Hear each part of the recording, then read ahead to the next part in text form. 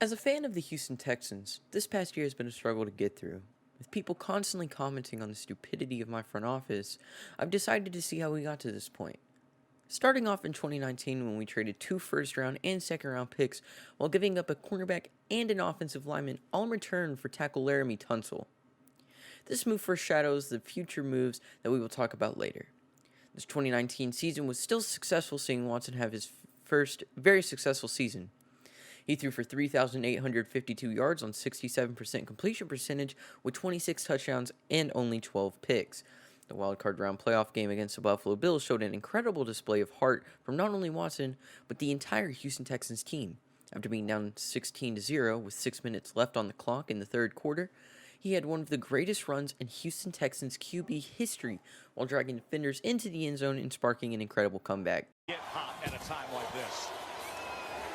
Here's Watson now. Blockers in front. Inside the 10. Lowers the shoulder and in.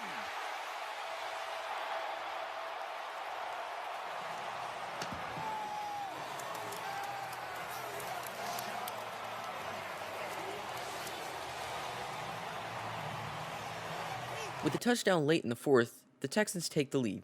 While I was watching this game live, me and my dad were freaking out watching Watson have an amazing game. After surviving a sack while being sandwiched between 2 Bills, he stayed on his feet and gave me one of the best memories I have as a football fan. Watson, pressure off the edge. Watson survives it and then checks down to Jones. Jones inside the 40, inside the 30, inside the 20, to the 10-yard line. Taiwan Jones. Deshaun Watson, magical. 34 yards. And the Buffalo Bills have him dead to right. Matt Milano and Neal, they bring the blitz on the outside, and he is dead to right. But the guy that Dabo Swinney said was the closest thing he's seen to Michael Jordan, he put the S on his chest, and he got out. Texans vs. Chiefs. A roller coaster of emotion for not only me, but my dad, who's been waiting for a great Houston team since the Oilers. We sit down, still confident, but knowing the threat of Mahomes and Hill as we played them earlier in the year. Since we won that game, we both thought this would be a fun game with a good chance of winning. We'll try to get it up top. They'll go deep, wide open as Stills, and no one near him for a Houston touchdown on the opening drive. Chief offense, 3 and out. Colquitt is blocked, and it's picked up by the Texans to run it in for the touchdown. It's Lonnie Johnson with the recovery up the ramp. He goes. Big hang time. Ball is fumbled by Hill. Down at the 6 in a fight for the football. I mean, how huge is this right here? Here was Tyreek Hill, who had 1 punt return on the whole year, but Andy Reid and the Chiefs felt like, well, it's going to be Houston football. They had to try to do something to change the tide, and instead, it only gets worse for the Chiefs. Wow, it backfired, and we're good. We like it. Out of the gun on 2nd and goal. Across the middle, and it's caught by Fells for the touchdown. Oh, my gosh, he called it, and right there, he was a power forward, Jim. Yep. And he goes in and posts up a lot, and that size, you just bang it right on his chest, and if you give him an inch, his size, it's just too big. And the Hill fumble. The Texans are up 21-0. you're just like, we're going to play, we'll be fine. Now every play matters a ton. And right through the hands of Robinson. And each guy is trying to just catch it instead of just naturally react like you normally would. And said, nobody thinks we can win. It was the first thing out of his mouth. Here's the 3rd and 10. Mahomes has the time to throw. Oh, what a hit. As Hill's unable to hold on. He was walloped by Justin Reed, and there's no flag. At the time of watching this game, I genuinely thought we were going to win this game super easily. I was thinking about winning a Super Bowl as the Houston Texans. It just seemed too good to be true, but it was actually happening. We were up 24-0 on the best team in the NFL. The best player couldn't even score a touchdown against us. So, to me, I thought we were winning a Super Bowl. Pass caught on for the touchdown, Damian Williams.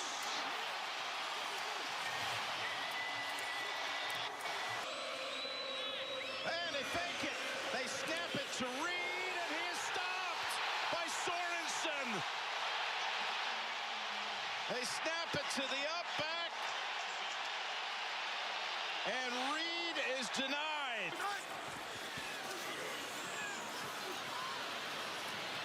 Wings it. Caught. Touchdown, Kelsey.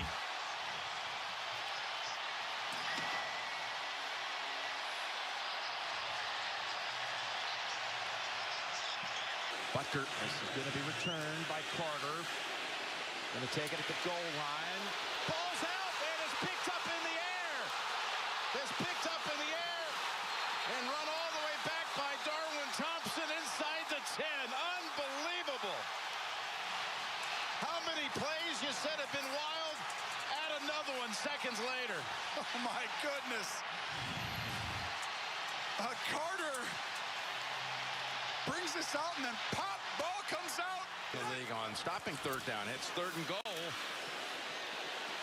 Mahomes to Kelsey, and another touchdown for Kansas City.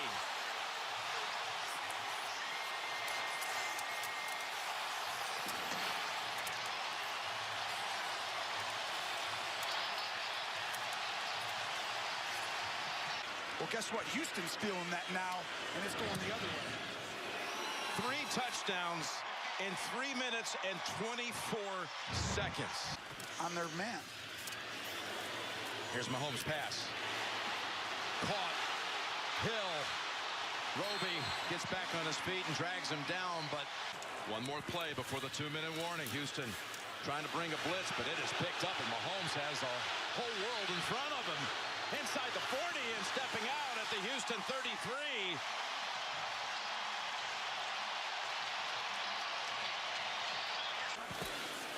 Here's Mahomes looking.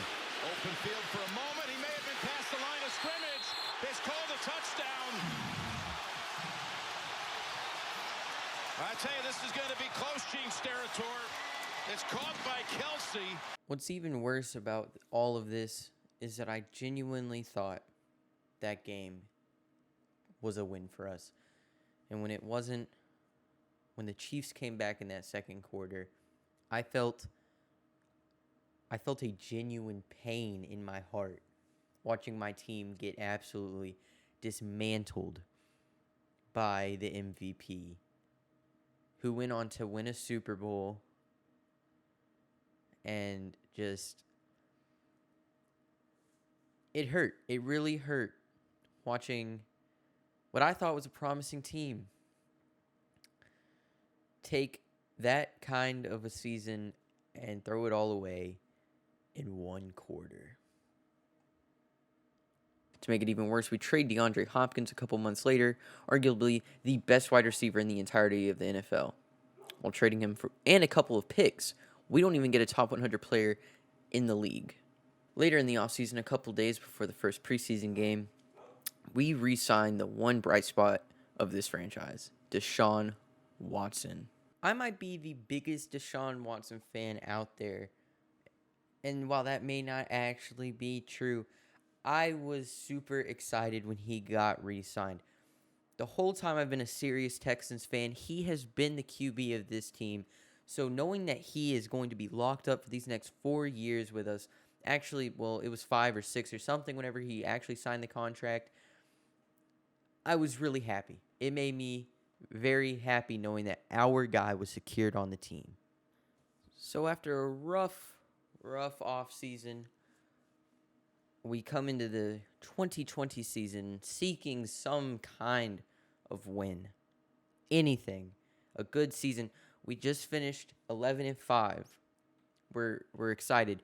Good playoff win against the Bills. Good first quarter against the Chiefs. Not a good game, but a good first quarter. Deshaun Watson played well.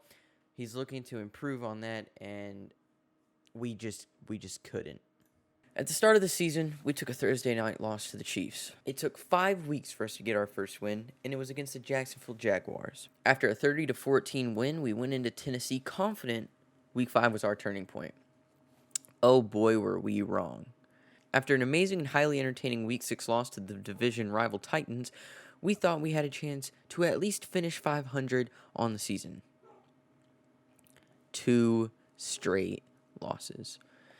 And we have gotten thrown back into our slump. But hey, we're going against the Jags again, so we should get our confidence back.